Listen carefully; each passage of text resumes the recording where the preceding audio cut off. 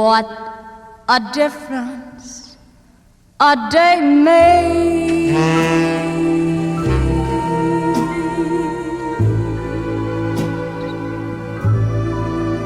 24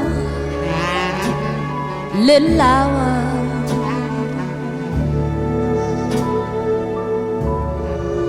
What a difference a day made. I know in my heart the difference is you. Amazing case, of course.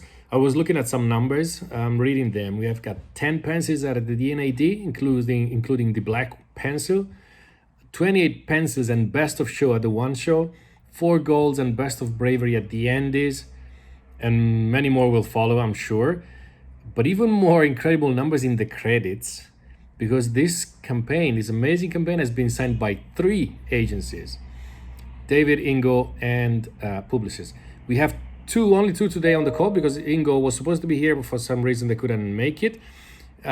We want to know from you, Fernando, how this campaign was born, because it's quite a peculiar one. Yeah, so thanks for having me. It's always a pleasure to be with the guys and to be talking about this campaign. I need to correct you when we start.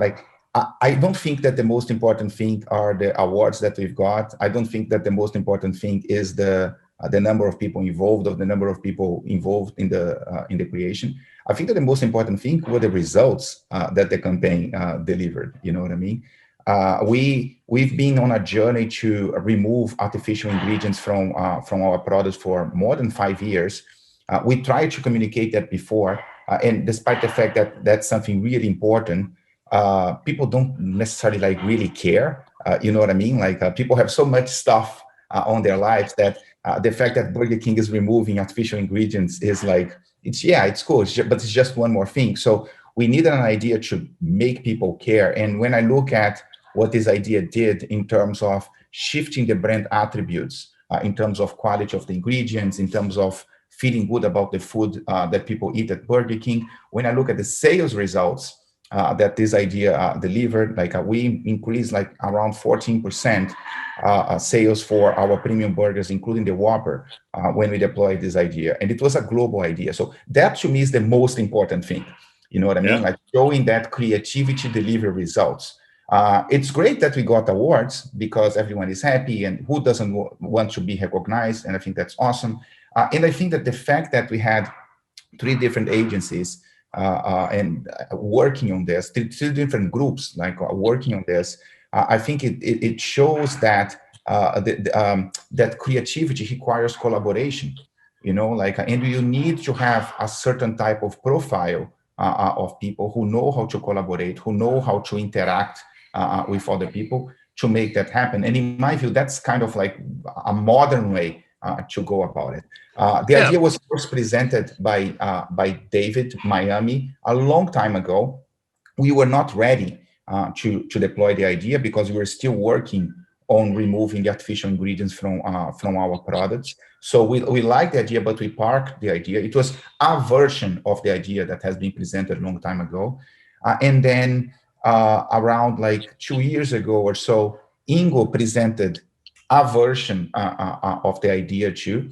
And we were much closer to deliver the things that we had to change in the product to make that happen. So because I knew Bjorn, who is a shame he's not here today, and Pancho knew each other and had collaborated before, I kind of hooked them up to work together on that. And they had no issue with that because they knew that if they worked together, they would make the idea better. And then in one of those coincidences of life, a couple of months later, I had a call with Jorg and the team from Publicis, and they presented several things. And one of the things was a version of a MOLDY WHOPPER. But there were some things that I felt on the work that Publicis presented that would make the idea even stronger in terms of the visual treatment, in terms of the headline, in terms of the balance between beauty and the ugliness of the mold. So I told Publicis, hey, I'm already working on this, but give me a second. So I went back to Pancho and Bjorn And I told them, look, I mean, I've seen something that I think could potentially make the idea better. It was a coincidence. I can show you, but if I show you, we need to have them as part of the team. You know, like, and they were like, sure, like if you really think, because there is trust on this team. So they said, if you really think that that could help, sure, let's bring them in and let's work together. And then we had calls to figure out like the best ways of working. And we built a team where people were wearing the hat of the brand more so than the hat of their own agency. Because in the end, like that's what they want. They want the brand to succeed. And that's why it works so well. Guys, was it easy to collaborate? And I mean, you can be honest, eh? Did you enjoy it, or it was just like a... Who should answer Which this? one? Pancho. Okay. Yeah, actually, it was much more simpler than I thought. I think that the fact that Fernando is always super open on what he has on the table, on the process, and I think that also what we realized is that everyone was bringing something to the table, made it super easier. Because yes, David had the idea almost 4 years ago, but then what Ingo was capable of put on the table, plus what the guys from Publicis put on the table, I think that made the idea better. And one of the things is that I truly believe that Fernando surrounds himself with people that are like-minded on the way of, you know, putting the work on top of everything. So we just got together for grown-ups saying, guys, this is the way to do it. This campaign will be much, much better if we do it together. And thankfully it happened that way. So it was great. It was amazing because like as we had this WhatsApp group like Fernando was mentioning, we had this one as well with the creatives. We just like sent some things to Pancho. He would send something back, and we were like pretty much blunt as well. This is not working. This is working better. We were producing pictures at the same time around the world. We were like doing the layouts and the headlines, and we were like bouncing back this concepts and pictures and making it better and better together. Like it was pretty quick, actually. It was really great process. There was a moment, I guess, like because we didn't know when we presented the idea to Fernando in December 2019, we didn't know that there was an idea from Ingo and before that, an idea from David. I didn't know shit about that, you know? So basically we ended up proposing an idea to Fernando. And as I was presenting that idea with Bruno, by the way, Bertelli was also in the call, he sent me this deck saying, hey guys, this idea, I've seen it before, but not in this shape. And I like this shape. But as he said before, I have to check with the other guys because otherwise this will be a political huge shitstorm, you know? And then instead he was brilliant in making it, you know, super fair from a political point of view, being clean and straight to everybody, which makes it then easier for us to say, okay, so I see the contribution from this part of the partners and these other partners and these other partners. And everybody brought in something that, you know, is meaningful and made the idea better ultimately. So I think this was fun. But it was that moment, it was interesting. It took a day or two in which he had to play out the whole thing. I think for him, it wasn't easy to go to Pancho or to go to Bjorn in Stockholm and say, hey, there is an idea coming in from Publicis, from the guys in Spain and Romania. Can we help put it in as well? You know, I think that, and I've been working with Fernando for a long time. I think that this happens a lot. And Fernando is usually the way we work is super open, super transparent. And many times when I was working at Lola, we presented something and he, in 5 minutes, he sent as soon as he sees the message, he sends back the deck saying, guys, David already presented this, so we're doing it. Or the other way around, actually. He sent some of our decks to the creatives, David saying, oh, Lola already presented this. And it keeps happening. I think that the difference in this case is that everyone put something different on the table. It was always a slightly different version of the idea. Mm-hmm. And to what Dudu was saying, I think that in the end, we didn't get an ABC execution. Actually, we worked on it because even though, for example, we brought some of the artfulness that Publicis brought to the table, we didn't use Publicis pictures. We created new ones, but based on the discussions we did. We didn't use the end line from David, from Ingo, or from Publicis. We created a new one based on what we were all thinking. And I think that that is interesting because it could have been perfectly a Frankenstein. Let's get this from this from that, because everyone would, in another scenario, everyone would have been trying to protect their own part. And we said, no, what's the best? Okay, you brought this to the table. Can it be better? Yes, let's write this line. Okay, this type of photography, it's not working, but the idea behind it is great. Let's take new pictures. And I think that that's the beauty of this process. Do you think it can be a more, a way of working for the future, or it's a one-off that it's happened, it's not going to happen? Like I never did a pitch in my life, in my career. I never gave a brief for agencies to compete. I'm very much into developing a strong relationship with our creative partners and being loyal to them, just like they are loyal to our brand.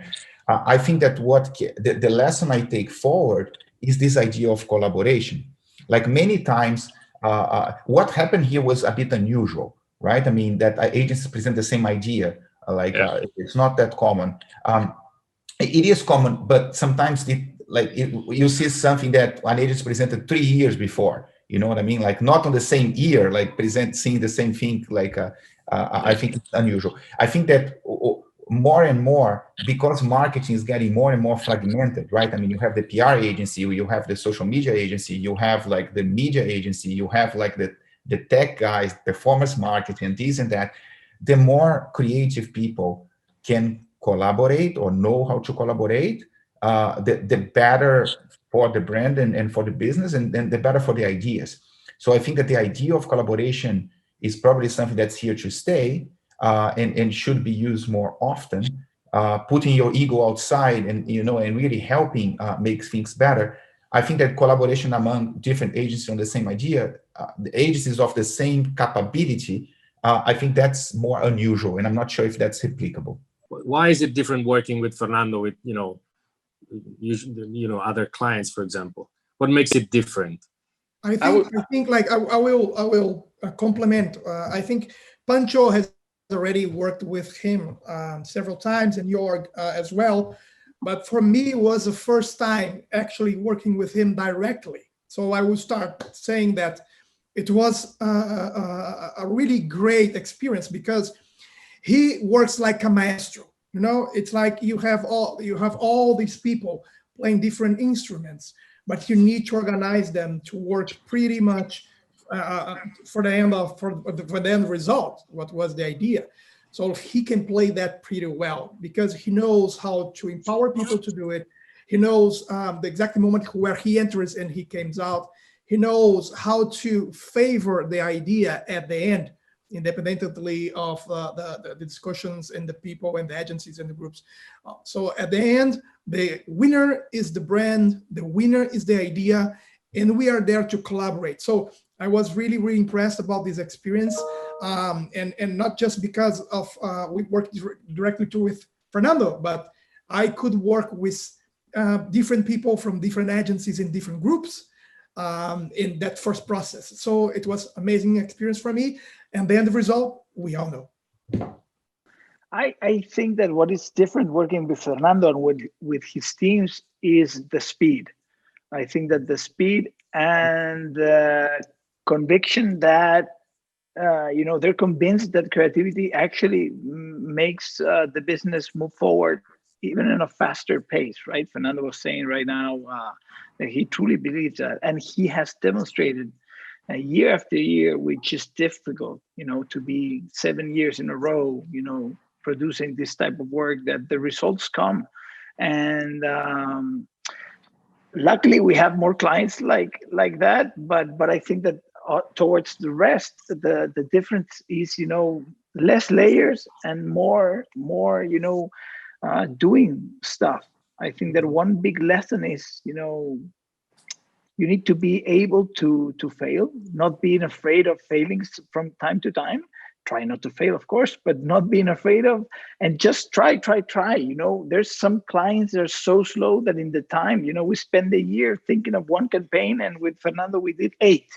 Mhm. Some of them worked, some of them didn't, but at least we're moving and the business is moving. You know, thinking too much, sometimes it's against not even creativity, it's against the business. You know, the world is moving super mega fast. And if brands take a year to think of next year's Christmas ad, you know, it would not connect. The great example is this year with the pandemic. And I'm sure all the big companies that they take a year and a half to produce their Christmas ad, they had to start over because they cannot predict what was going to happen, right? So in that sense, I think that we need to go at the speed of the world. Yeah, I doubled that. This is my the Pancho said that. This is my second project with Fernando. We didn't have the client before meeting Fernando in 2018 in Dubai, and then out of that casual meeting, actually coincidence again, the Whopper No Show came out. It was the first project that we did with them. So Moldy Whopper is our second project with him. And as much in this project as in the previous one, the thing that amazed me the most about Fernando is the speed and the presence. I mean, like, the guy is always on. If you send him a message that is meaningful and relevant, he answers in 5 minutes. That's the one thing that makes it special: speed and commitment. And the other thing I would say, knowledge. I mean, like, he's a top class geek of advertising, and he has really good taste and knowledgeable taste on what has been done around. He knows advertising inside out, like at the top, like very more than a lot of people, more than a lot. He knows like, oh, this idea was made in 2016. It won a Golden Media and was like shot by that director. It's like he knows everything. He's an advertising geek, 100%. Advertising nerd. He's part of the team, like totally hands-on.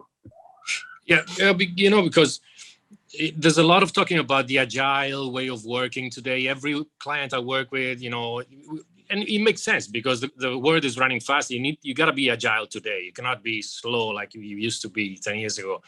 But where does agility come from? Does it come from, because collaboration can also be, you know, the enemy of agility sometimes, because it can make the things slower.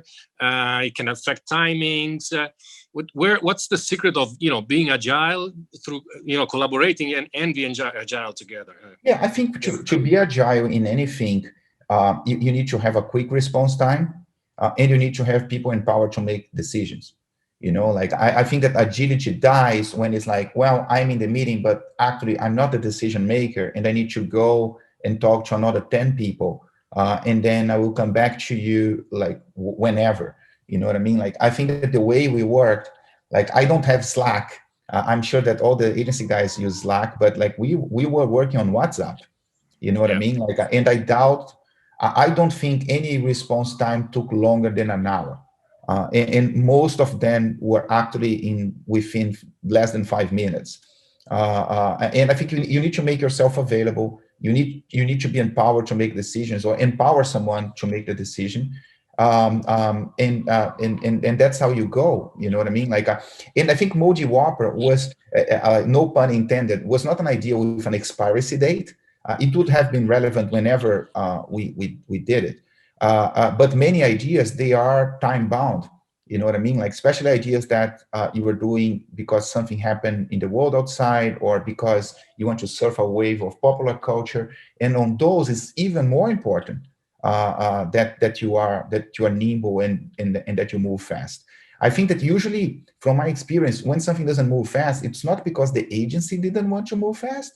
It was probably because the client's a bit bureaucratic, or the person who is there is not empowered to make the call, and needs to clear with legal, with the boss, with the finance guy, with the local team and the other local team, and then you're done.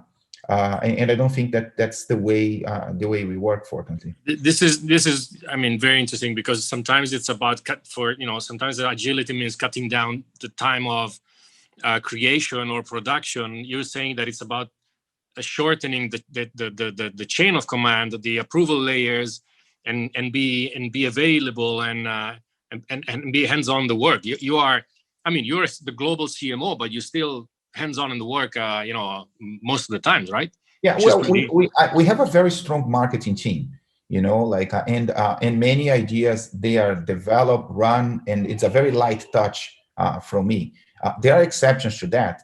This idea, when Bjorn presented the idea, it was presented through Burger King Sweden. So Ivo, who is the CMO for Burger King, I think it's Sweden, all that Scandinavian region, he was in the room and he was part of the process, right? Many times, Ivo would run the campaign, like the thing that we did with in France with Buzzman, like the post saying order from McDonald's. That was the creation, development, launch happened with the Alex Simon and the very talented team that he has in Burger King France. I didn't even touch that. I only put my hand to make it more global and to make that travel to other markets. So you need to strike a balance of I get involved on the things that I think are really important and that will make a global impact.